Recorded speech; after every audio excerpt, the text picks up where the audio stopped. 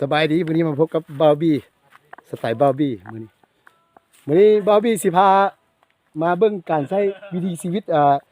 ช่วงฤดูกาลที่เก็บเกี่ยวต้นแถนเพราะว่าเพิ่นสิเอาไปเฮ็ดเป็นเฮ็ดฟอยล์เป็นจังไดก็ติดตามเบิ่งพวกเฮาสิถ่ายการเก็บเกี่ยวอันนี้มีเป็นแถนมันจะมีช่วงอยู่ช่วงหนึ่งหาเดือน3การเก็บเกี่ยว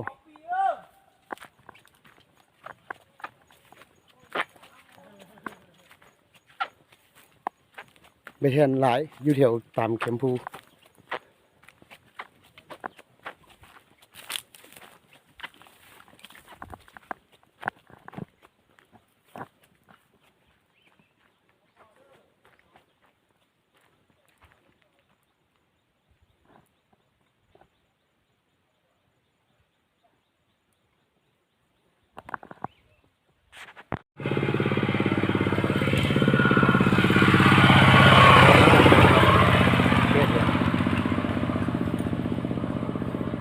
ตัดแถมนี้เอาไปเฮ็ดฟอยล์บ่แม่นบ่เพิ่นเอาไปเฮ็ดฟอยล์กวนเฮือนแม่นบ่เอาไปเฮ็ดหยังเนาะแต่ละมื้อได้ประมาณจักกิโลแต่ละมื้อโอ้18กิโล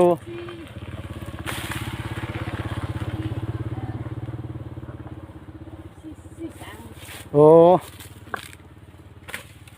นี่แทบนะไอ้น้องนี่แทบอันเพิ่นเอาไปเฮ็ดอยู่กวดเฮือนโลเท่าไหร่โลสี่สาน 4 สาร7,000โอ้4 สาร40 สานเด้แทบมันมีส่วนหลายมันก็อยู่ช่วงประมาณอันเดือน1หาเดือน3เนาะเก็บเกี่ยวบางครอบครัวก็เห็นเพิ่นมานอนตัดเนาะนอนตัดโอ้ผู้นี้เกินแบกได้สิจักกิโลหั่นกะว่าจักกิโลหั่นอยู่หลังเจ้าหั่นหลังผู้น้อยฮะฮอดบ่ฮอด10บ่น้อยบ่โอ้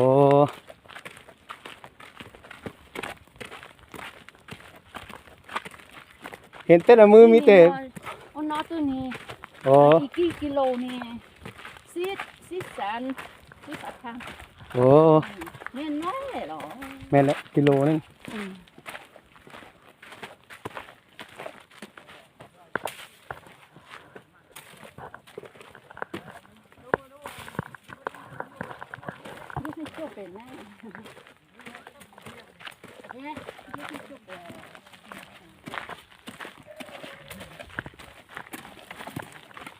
ไปเลย แต่ละมื้อก็ได้ประมาณ20-30นี่ก็พอได้เนาะพอได้อยู่พอได้จ่ายเนาะเพราะว่าโลนึง7,000แล้วโอ้อยู่ลาเนาะ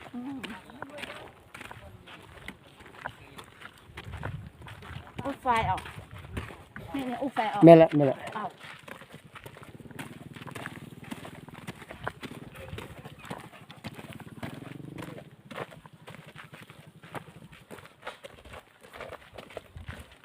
การ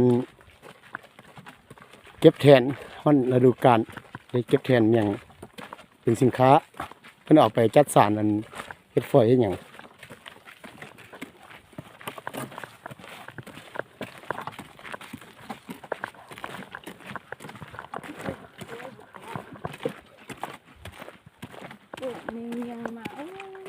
ฮอดตะแลงมีรถไถมาต้อนบ่หรือว่าย่างกลับย่างกลับบ่หรือว่าเมื่อนำรถไถ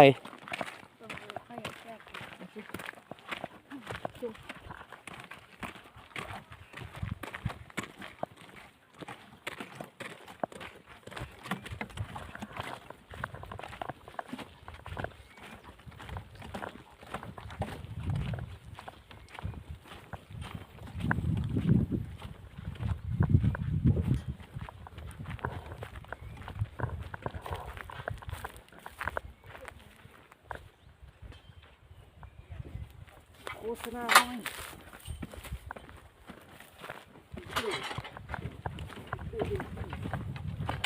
กวนนี่ก็เก้าแก่พอสมควรแล้วกวน ทำลงนี่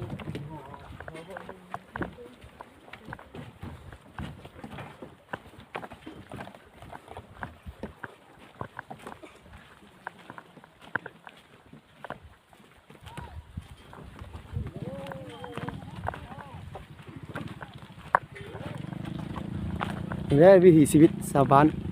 เพิ่นกับผู้พักผู้หยังอยู่ให้น้อยนะ หอมชี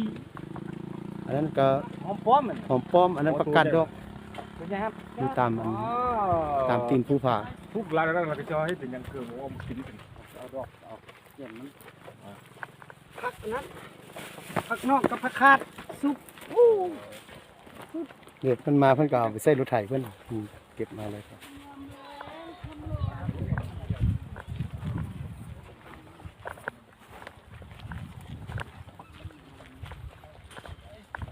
นี่แหละชีวิตอันอยู่ธรรมชาติเพราะว่าไฟฟ้าก็บ่มีสัญญาณก็บ่มีหรือว่าอะไรเราก็ได้นี่แหละความสุขทางกายนะอากาศก็เย็นตอนเช้ามีหมอกมี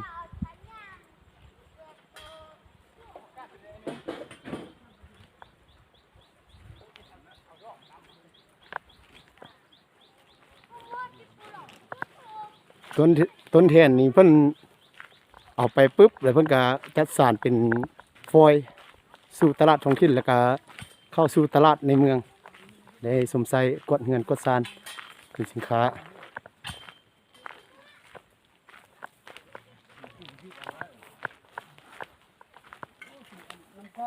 อ๋อเราพักกันมาใช้พี่ดูที่เที่ยวกัน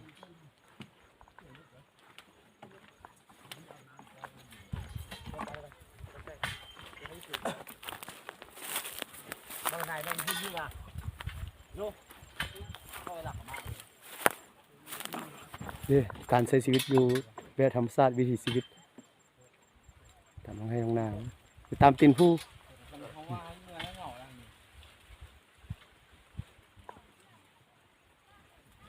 น้ำประปาบ่มีไฟฟ้าบ่มีแต่ใช้ชีวิตแบบธรรมชาติเฮ็ดสวนเฮ็ดให้เลี้ยงปูเลี้ยงปลาตามธรรมชาติ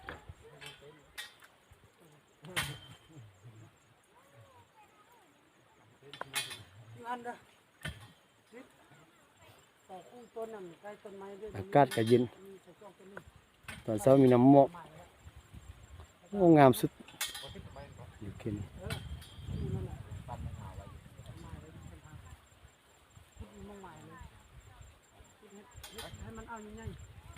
นี่แหละวิถีชีวิตชาวบ้านใช้ชีวิตแบบพื้นฐานแบบเรียบง่าย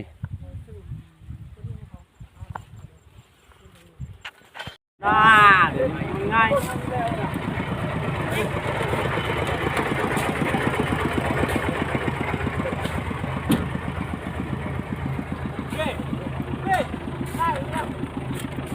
ไปเที่ยวลงนี้กันเลยเที่ยวลงนี้กันเลยเราจะพูดน้ำกันมันจะจ้าง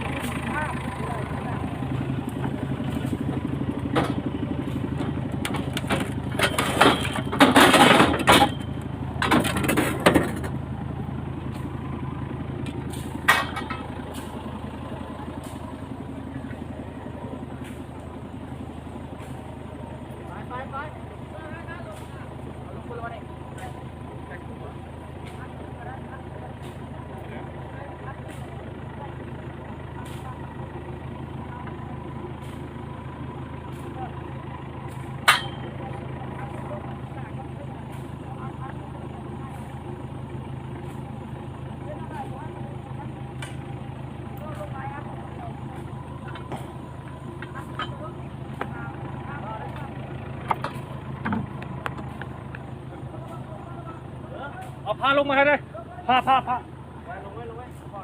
ให้ก่อน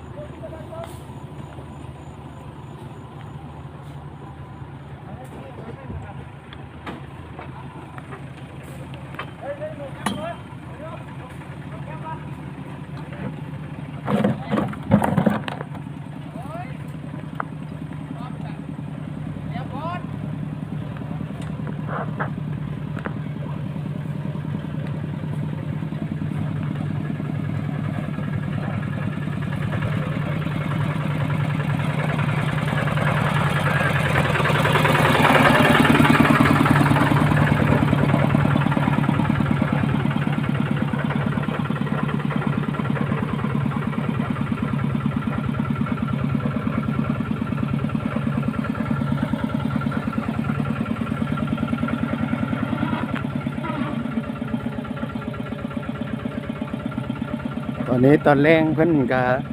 ตัดแคมแล้วก็เพิ่นก็เดินทางกลับเฮือนกลับบ้าน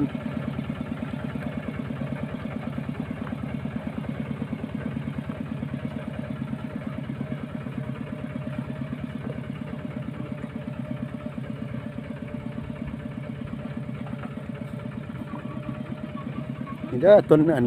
แคมนะต้นแคม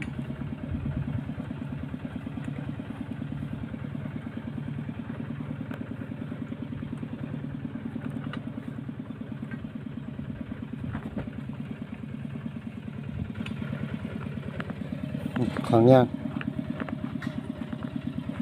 เด็กรุ่นนี่น้อง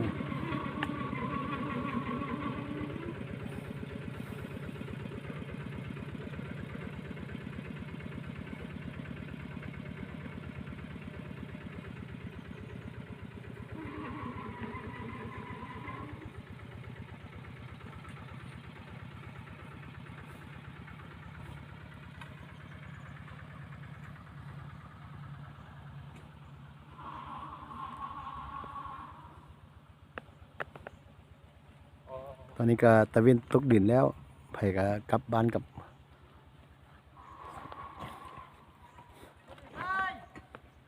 พอ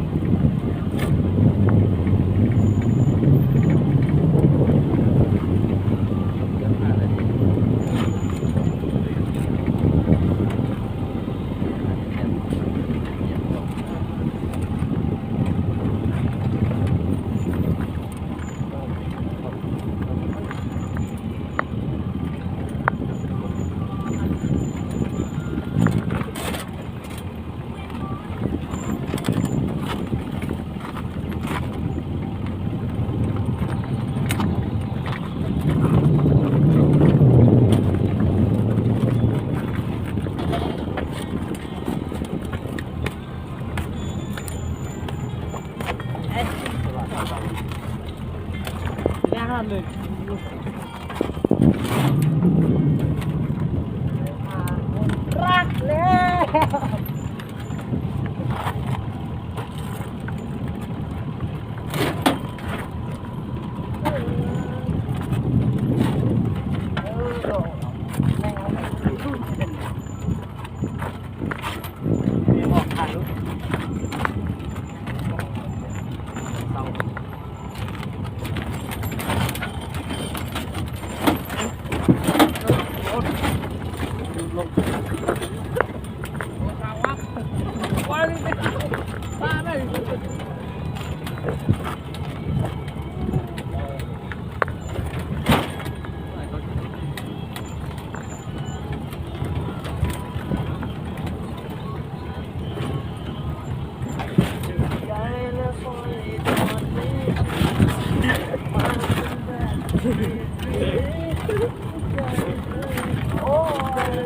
ได้คุณ ตัวนี้ก็ความลำบากเนาะคนหลายกันทางคุณครู ยอมเลยโอ้ยอม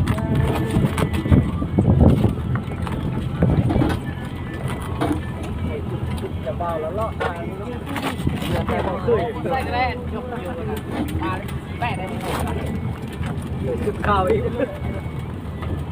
แล้วมันเริ่มจะฟังจะข่าว ตอนนี้ก็เริ่มกลับบ้านเด้อไอ้น้องเด้อเพราะว่าธรรมชาติตอนหอนตอนแรงอาจจะได้ยินเสียงแดดเสียง เมือง ตะ จะ เวน เพ่งมาถึงก่อนถึงมาถึงนี่วะไปทางนั้นพามาถึงนี่เป็นอะไรนี่เป็นมาลีเว้นแบบทางน่ะเฮ้ยบ้านอะไรอันนี้ก็เราเอานี่มาใส่บาทนี่สุราใส่กัน ผมก็มา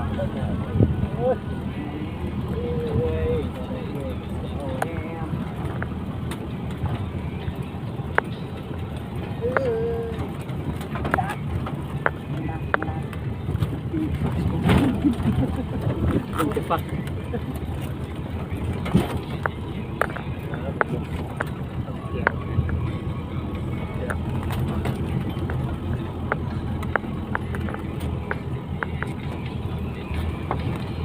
ว่าคนชอบเรื่องเอาปล่อยปัดเวลาคนทำ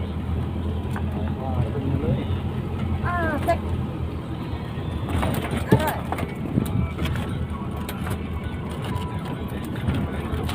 อร่อย จะกินตลอดจ้ะ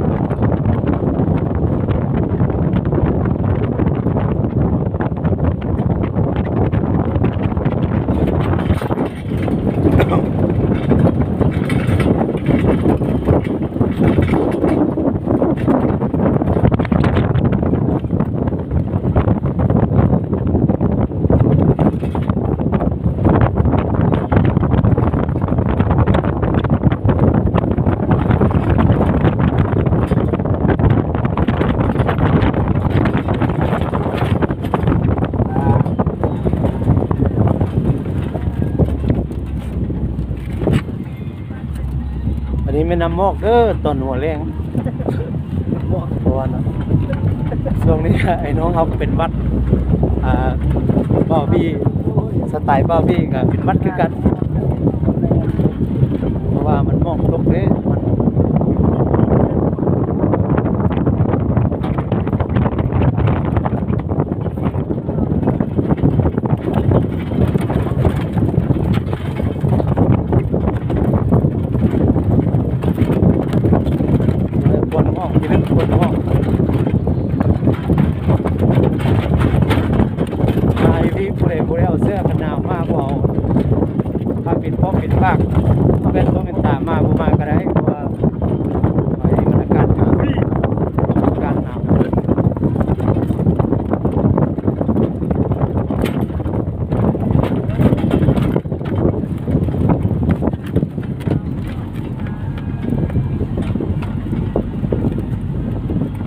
หมอกกับหมอกไอ้น้ำมันอยู่เดียวกันทางรถหมอกควรขึ้นเพราะว่าอยู่หนองป้ามันขึ้นแต่ตอนเช้า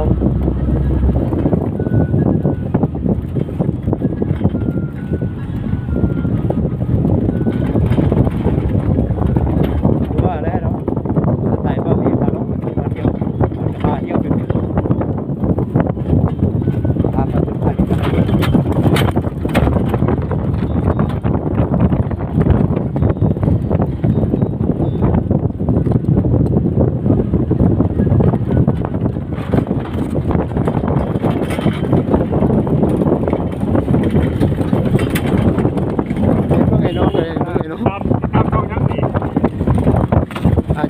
อย่าลืมติดตามช่องวิถีชีวิตสไตล์บ้าบี้ก่อนมุก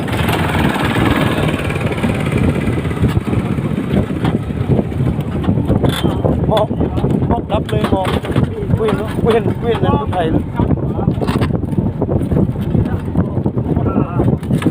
เวียนคนเลยเวียนไทย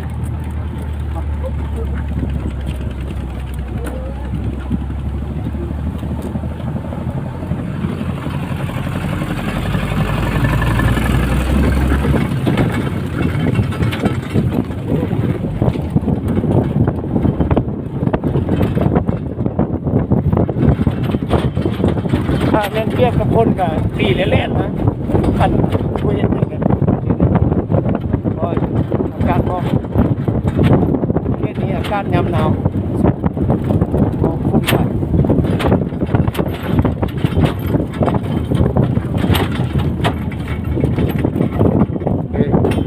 ไอ้น้องพวกเรากะ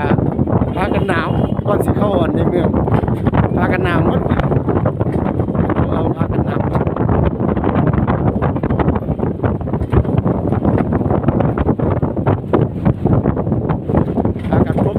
ตามันเพราะว่าหนาวดิยันหน้าแตก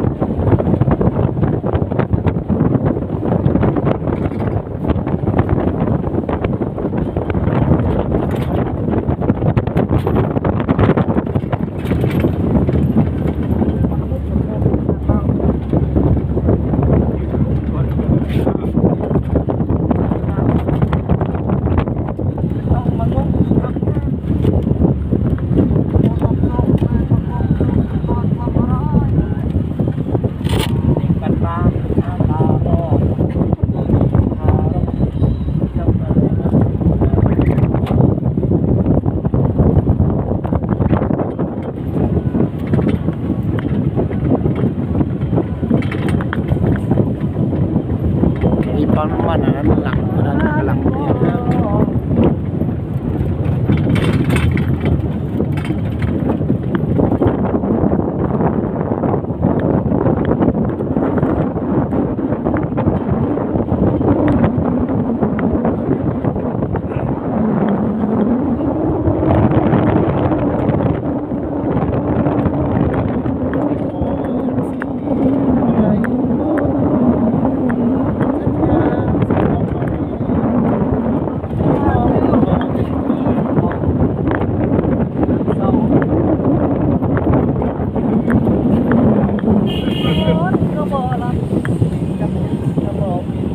ไปรับคนจะจับไปสิวะ ไปทางมงเนี่ยเด้อ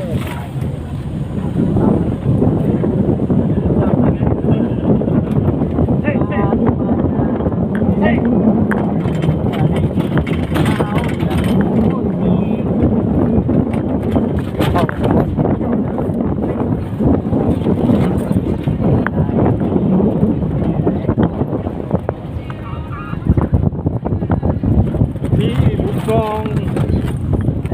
รับใจดีดีแต่ใจดีมีผู้สาวผู้สอง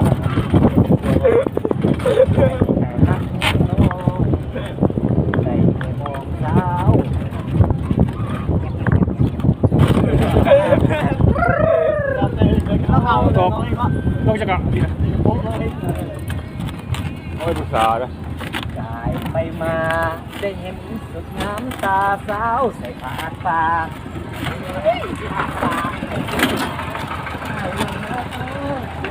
ตา โอ้ยเอามาไหมวะ ตาสาวเงินที่ไอ้พวกกันแล้วมาแล้วกับพวกเป็นพวกหนูได้เอามาแล้วกับพวก ไอ้น้องพอกับเลิกเวียกมาแล้วก็พากันมาฮอดที่พักมาทุกคนแล้ว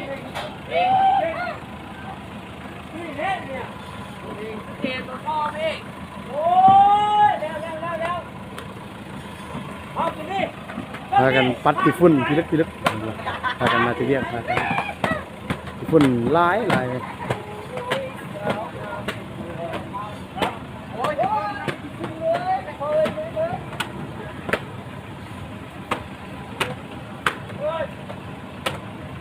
มาช่วย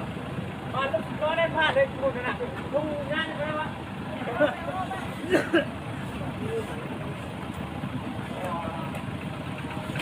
ว้ายป่วยแล้วตัว